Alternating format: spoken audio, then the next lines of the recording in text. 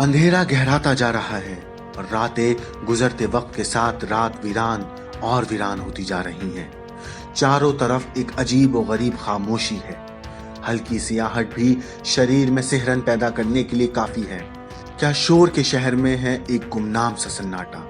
जो चीजें दिन के उजाले में यकीन देती हैं वो रात के अंधेरे में दहशत क्यों बन जाती हैं। क्या है ये एहसास?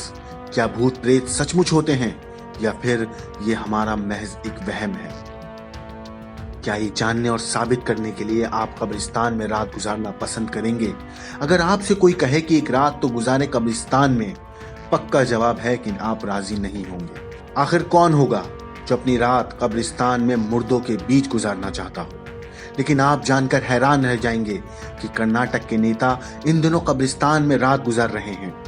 कब्रिस्तान में रात गुजारने के सिलसिले की शुरुआत कांग्रेसी नेता सतीश जारकिहोली ने की थी, जिन्होंने साल 2015 में बेलगावी के सदाशिव नगर के कब्रिस्तान में रात गुजारी थी।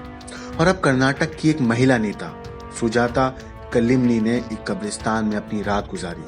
वो शाम 6 बजे अपने इलाके के कब्रिस्तान में पहुंची और फिर पूरी रात वहीं गुजारने के बाद अगले दिन सुबह 6 बजे वहां से अपने घर को निकली। अब आप सोच रहे होंगे कि आखिर नेताओं को कब्रिस्तान में रात गुजारने की क्या जरूरत पड़ी? क्यों वो अपने घर का ऐशो आराम छोड़कर कब्रिस्तान की खाक छान रहे हैं?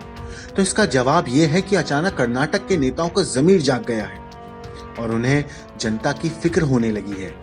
फिक्र इस बात की कि कर्नाटक के ग्रामीण इलाकों में काफी अंधविश्वास फैला है और इस अंधविश्वास के चलते कई लोगों ने बच्चों की बलि चढ़ा दी है या फिर तंत्र मंत्र के चक्कर में किसी का कत्ल कर डाला है।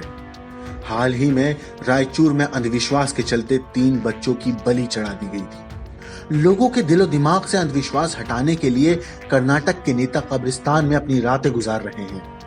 उम्मीद की जानी चाहिए कि कर्नाटक के नेताओं की कोशिश कामयाब हो और लोगों की आंखों पर पड़ा अंधविश्वास का पर्दा हट सके।